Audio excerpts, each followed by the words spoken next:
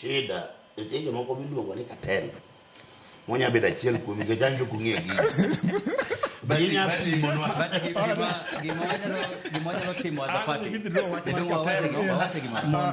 withdraw wach mar cartel no mondo koro wabed moluorore time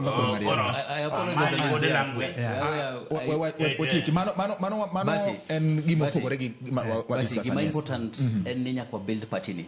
Yes. We must nyaka kete mondo bed more democratic nyaka obed than before. Gik moko lokore seche te.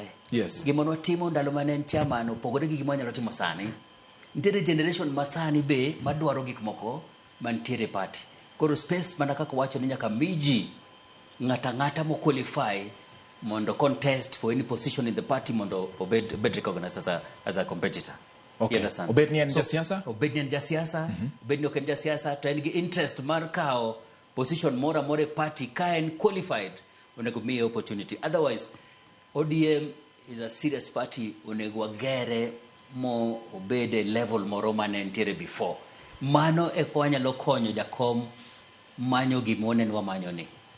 To kwa timo gik mapile gi, maonge changes in between, and the time is going, people are changing with time. Onge gima bro timo. So we are praying for our party ni mondo abede uru ni wanyalo bedo gi reasoning mind. Watim gik ma